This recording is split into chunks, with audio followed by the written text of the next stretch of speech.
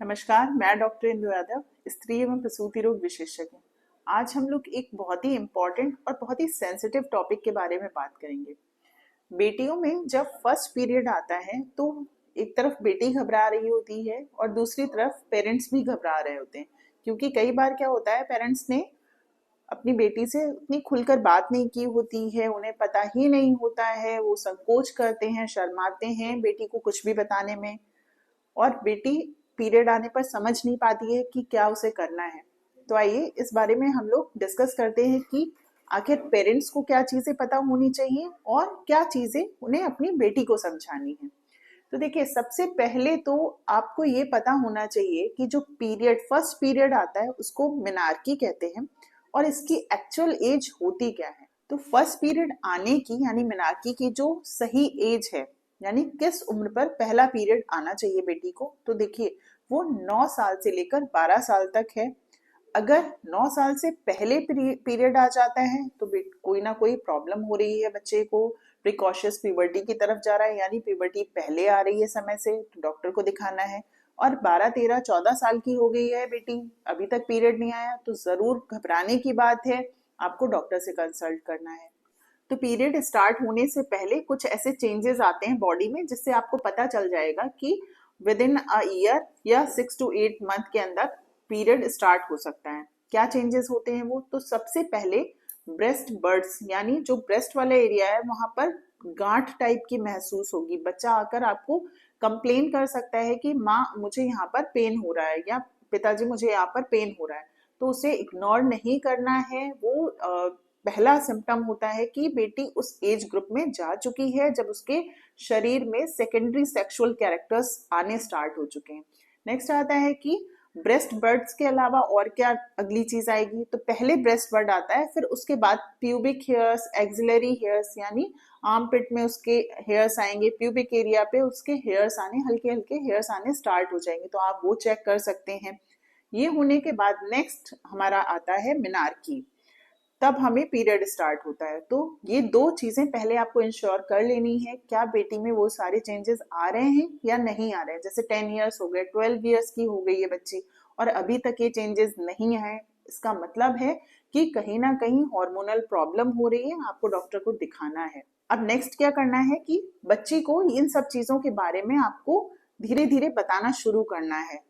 6 साल की उम्र में नहीं बताना है आपको। जब ये सारे सिम्टम्स आपने देख लिए कि आने स्टार्ट हो गए हैं, बेटी 9 इयर्स की हो गई है, 10 इयर्स की हो गई है, तब आपको उसे बताना स्टार्ट करना है कि बॉडी में बेटा ऐसे ऐसे चेंजेस आते हैं। इसके बाद हर लड़की को पीरियड आता है।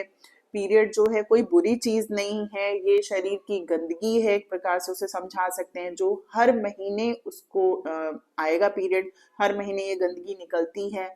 अगर पीरियड स्टार्ट हो गया है और मान लीजिए 3 महीने आया, मिस हो गया है और बच्चे ने आपको नहीं बताया, तो आपको ये सब चीजें पहले से एक्सप्लेन करके रखनी है कि अगर पीरियड आया है और फिर वो मिस हो गया है तो जरूर से बताना है, क्योंकि कई बार बच्चे समझ नहीं पाते हैं, याद नहीं रह जाता है उन्हें। तो ये पेरेंट्स को याद रखना है। बच्चा नहीं अपनी डेट याद रख सकता है, 10 साल का 12 साल का बच्चा अपनी डेट्स बिल्कुल भी याद नहीं रख पाएगा। वो पढ़ाई करेगा या फिर डेट्स याद रखेगा। बच्चे को आपको ये समझाना है कि ये कोई बुरी चीज नहीं होती, इससे घबराने की जरूरत नहीं है। अपने आप को कमजोर बिल्कुल भी महसूस ना करे कि अब महीने के 4-5 दिन उसके वेस्ट हो जाएंगे, वो पढ़ाई नहीं कर पाएगी, वो स्कूल नहीं जा पाएगी। तो उसको पहले से प्राइम करके रखें कि बेटा ये नॉर्मल चीज है, हल्का फुल्का पेन हो सकता है, आपको बेड पे नहीं लेटना है कि भाई पैम्पर कर रहे हैं कि अब पीरियड स्टार्ट हो गया है तो बच्चा बेड पे लेटा हुआ है। ये चीजें नहीं करनी, फिजिकली एक्टिव रखना है बच्चे को। और आप उसको एकदम घबराने वाली कंडीशन में मत लाएं।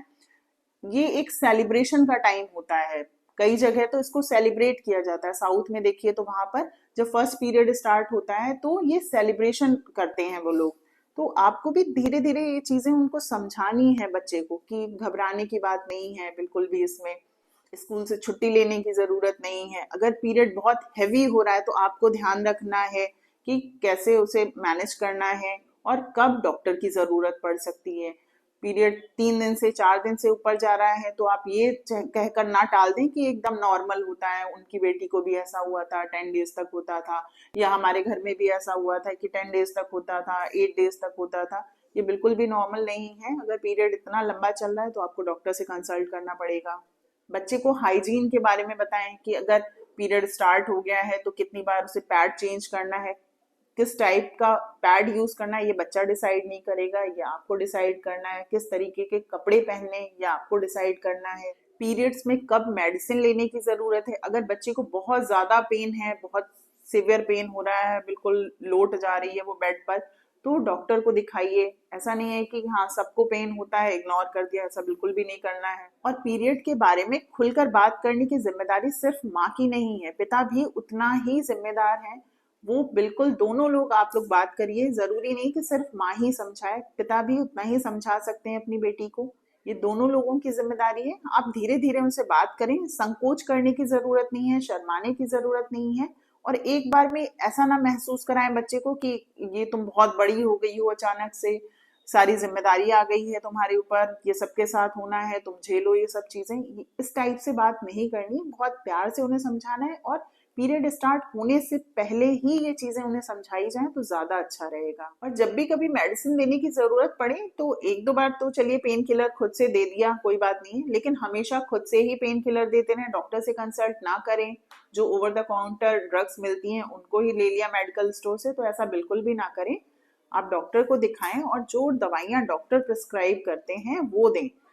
और घर में आप हीटिंग पैड का इस्तेमाल कर सकते हैं, थोड़ा सा सिकाई करेंगे तो आराम मिल जाता है, आप ये सब चीजें यूज कर सकते हैं। कई बार क्या होता है कि पीरियड स्टार्ट हुआ बच्चे का और घर में कोई फंक्शन आ गया या बच्चे के कोई एग्जाम आ गए, तो कई बार पेशेंट्स आते हैं ऐसे, उन्होंने क्या किया कि कुछ टैबलेट्स आती हैं पीरियड को डिले करने की, जो घर में किसी को कभी किसी ने प्रिस्क्राइब की थी और उन्हें अब याद आ गया कि वो टैबलेट हम दे सकते हैं पीरियड डिले करने के लिए। तो प्लीज ऐसा बिल्कुल भी ना करें। कोई भी मेडिसिन पीरियड डिले करने के लिए आप खुद से ना लें, आप डॉक्टर को दिखाएं। अगर जरूरी होगा तो वो खुद ही एडवाइस कर देंगे, अदरवाइज नॉर्मल पीरियड आने दीजिए, कोई ऐसी बहुत समस्या नहीं होती है। और बच्चे को ऐसे बिल्कुल भी काउंसिल ना करें कि जब पीरियड आएगा तो तुम किचन में नहीं जा सकते हो, तुम यहाँ नहीं जा सकते हो, तुम पूजा घर के आसपास नहीं जा सकते हो। ये सब चीजें बच्चे को ना कहें, क्योंकि उसके दिमाग पर एक नेगेटिव इफेक्ट पड़ेगा। इन सब चीजों के पीछे जब पहले जमाने में ये चीजें की जाती तो उनके पीछे लॉजिक होता था। वो चीजें थी कि भाई पहले इतना हाइजीन नहीं होता था, पीरियड्स के लिए पैड्स नहीं थे, कपड़ा यूज किया जाता था, बहुत सारी चीजें थी, इसलिए मना किया जाता था किचन में ना जाओ। और पहले के जमाने में बहुत ज्यादा काम होता था, चाहे वो छोटी बच्ची है चाहे वो बड़ी महिला है, इतना ज्यादा काम होता था कि उस दौरान लगता था कि भाई 4-5 दिन का इनको रेस्ट दे दिया जाए, इसलिए एक अलग कमरा बना दिया जाता था, वहां पर उन्हें रेस्ट करने को कहा जाता था। तो बिल्कुल भी पीरियड आते टाइम बच्चे को ऐसा फील ना कराएं कि अब तुम्हारा बिस्तर अलग लगा दिया गया, तुम 5 दिन वहां सोओगी, ये चीज नहीं छूओगी, वो चीज नहीं छूओगी। एक बहुत ही नेगेटिव इफेक्ट पड़ता है बच्चे पर इसका, तो प्लीज ये बिल्कुल भी ना करें। तो आई होप आपको इस वीडियो से काफी हेल्प होगी अपने आप को समझाने में और अपनी बेटी को समझाने में कि ये कोई हवा नहीं है, कोई बुरी चीज नहीं है, और इस फेज से सबको गुजरना पड़ता है। अगर आपको ये वीडियो पसंद आता है तो इसे लाइक करें, शेयर करें और चैनल को सब्सक्राइब करें। वीडियो देखने के लिए थैंक यू।